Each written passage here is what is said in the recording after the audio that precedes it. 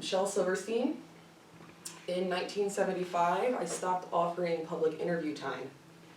So I'm going to let you discover me in the best way I know how, through character and rhyme.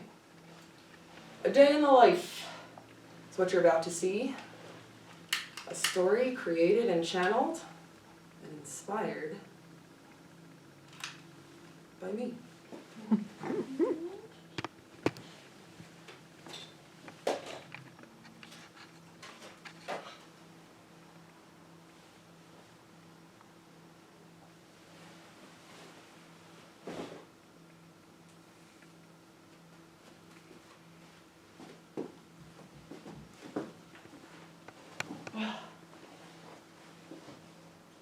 Oh, how I hate to get up in the morning. Oh, I hate to get out of bed. My nose is stuffed, my hair is a mess, my eyes are bloodshot red. My sheets are crooked, dreams undone, my belly, it's unfed.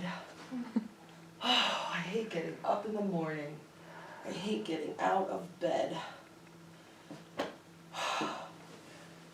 It's time to get ready, you're tired, I know, but it's time to get ready to go. My skin is kinda, sorta brownish, pinkish, yellow, white. My eyes are grayish, bluish green, but I'm told they look orange in the night. My hair is reddish, brownish blonde, but it's silver when it's wet. And all the colors I am inside haven't been invented yet. Okay, shake your arms, move your feet, it's time to go find something to eat. What do I want for breakfast today? I'll serve it up on a nice silver tray. Maybe a yogurt and berry parfait. Ooh, or maybe I'll go down to that cafe, and there I will get eggs Florentine and eggs and ham the color green, and definitely some strong caffeine. And a fruity shake full of protein, and bacon and sausage with tots on the side, and fresh chicken legs super deep fried, and hard-boiled eggs cracked and dyed, and an English muffin with jelly inside, and crab legs all the way from the East Coast, and Eucharist blessed by the Holy Ghost, and a big fat juicy turkey roast. Nah, I think I'll have some toast. Ding! Well, I'm ready, I'm fed, it's time to go. Off to school to learn and grow. Off to school, off to school. My walk to school is totally cool. See over there, where the bridge starts to give? That's where Hector the Collector lives. And Hector the Collector collected bits of string, collected dolls with broken heads and rusty bells that wouldn't ring, pieces out of picture puzzles, bent up nails and ice cream sticks, twisted wires, worn out tires, paper bags, and broken bricks. Old chipped vases, half shoelaces, Gatling guns that wouldn't shoot, leaky boats that wouldn't float, and stopped up horns that wouldn't toot, butter knives that had no handles, copper keys that fit no locks, rings that were too small for fingers, dried up leaves and patched up socks, worn-out belts that had no buckles, electric trains that had no tracks, airplane models, broken bottles, three-legged chairs, and cups with cracks. And Hector the Collector loved these things with all his soul. He loved them more than shining diamonds. He loved them more than glistening gold. And Hector called out to the people, "Come and share my treasure trunk." And all the silly, sightless people came and looked and called it junk. Poor Hector, some say he just sits up there all day long reflecting, but I know he's doing what he does best, collecting. Off to school, off to school. My walk to school is totally cool. See over there, way up on the hill? That's where the oak and the rose live still. Legend has it, an oak tree and a rose bush grew, young and green together, talking the talk of growing things, of wind and water and weather. And as the rose bush sweetly bloomed, the oak tree grew so high that now it spoke of newer things, of eagles, mountain peaks, and sky. "I bet you think you're pretty great," the rose was heard to cry, screaming as loud as it possibly could to the treetop in the sky. "And you have no time for flower talk now that you've grown so tall." It's not so much that I've grown, said the tree. It's that you've stayed so small.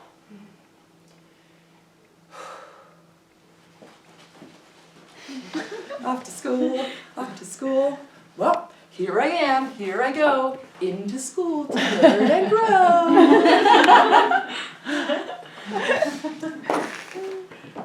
7 hours later. I had my favorite teacher today, Catherine Niños. Yes! She told me such an important lesson.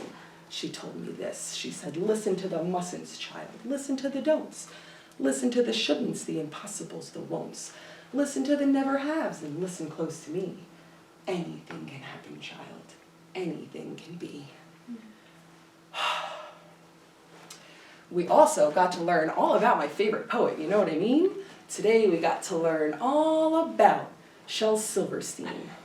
He was born in Chicago in 1930 and wrote lots of songs, like A Boy Named Sue, which Johnny Cash popularized before long. And then in the 50s he was drafted. In the US Army he'd been seen, and there he became a cartoonist with the Stars and Stripes magazine. He continued cartooning and writing, and then he found lots of joy from 1957 to the mid-70s cartooning for Playboy. And then in '63 he met Ursula, a book editor, and then she suggested he started to write material for children. And he wasted no time, he got right to it and even wrote some books that same year, like A Giving Tree, which is impossible to read without shedding a tear. And then in the 70s, my favorite book was Introduced to the Land, Where the Sidewalk Ends, full of poems and drawings so grand. The 80s were slow, but he still did write another fabulous hit. In 1981, released to the public, A Light in the Attic. And then in the 90s came Falling Up, the third in the series of poetry. And he died in 1999 and had more things published posthumously. He did so much more, but this already was quite a lot to keep on my mind. So if you'd like to learn some more, simply go online. I just love his style, I just love his wit. His poems are real and true. Shel, I know you're listening. I'm so inspired by you.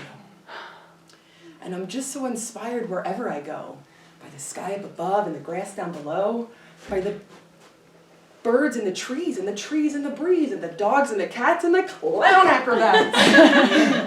By the painters and dreamers, it's not what it seemers.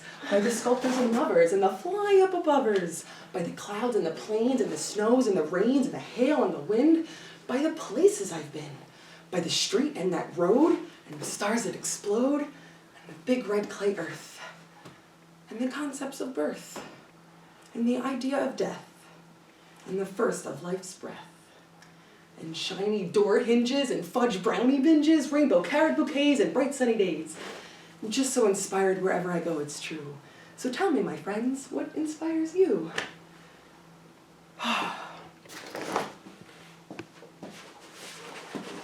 Also, at recess, we went to the park, and I overheard a conversation, boy. A conversation between a little old man and a little young boy. Said the little boy, sometimes I drop my spoon. Said the little old man, I do that too. The little boy whispered, I wet my pants. I do that too, laughed the little old man. Said the little boy, often I cry. The old man nodded. So do I. But worst of all, said the boy, it seems, grown-ups pay no attention to me. And he felt the warmth of a wrinkled old hand. I know what you mean, said the little old man.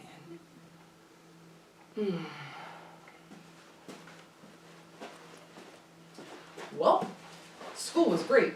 I learned things, who knew? But I have so much homework to do. I have 5 papers to write and 2 book reports due, a presentation and 3 projects too. I have 4 reflection essays and a skit to enact, and 10 art responses and thoughts to track. I have songs to listen to, feelings to feel, documentaries and trauma to heal. I have a scrapbook to make.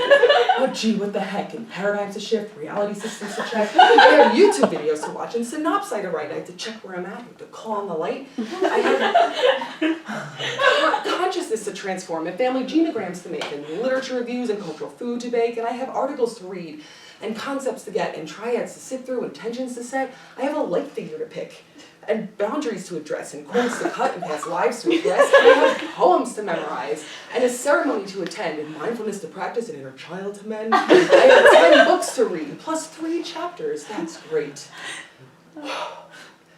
I better meditate.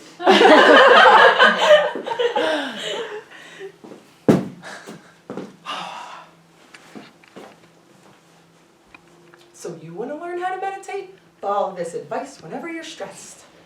Just close down your eyes and crisscross your thighs and focus on the breath.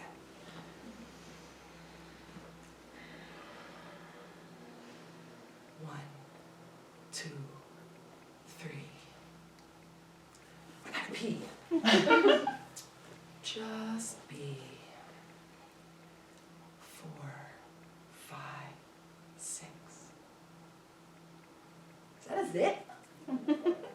Just sit. 7, 8, 9. Am I gonna be on time? You'll be fine.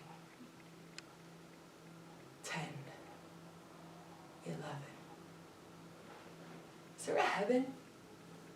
Just count to 7.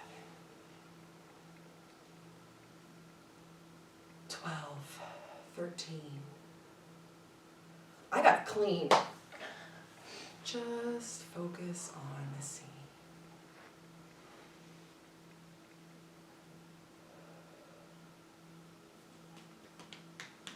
Has it been 10 minutes yet? Just focus on the breath.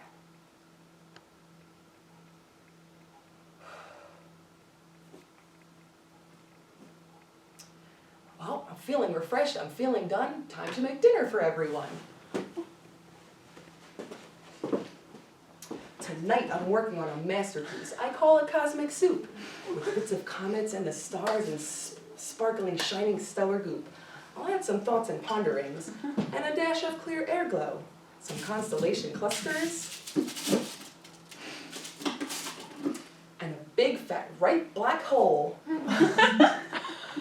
A shooting star and supernova, then I'll add the solar wind. This will help bring out the flavor and to mix the nebulas in.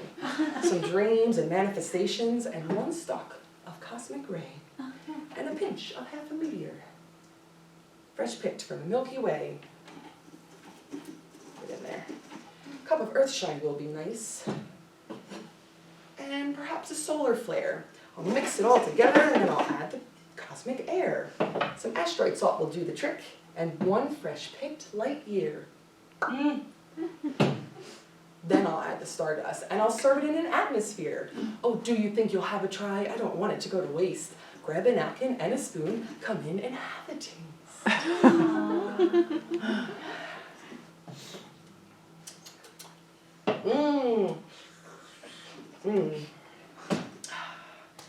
That was delicious, simply the best. Now it's time to get some rest.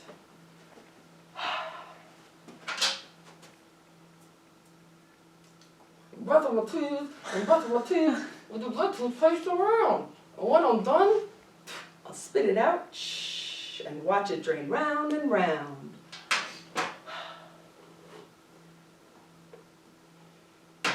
Now that I've brushed my teeth and hair, it's time for bed on my night-night prayer.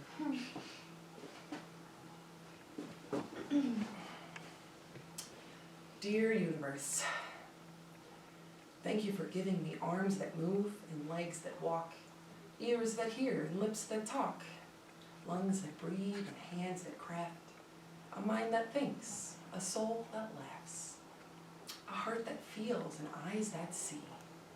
God, thanks for making me me.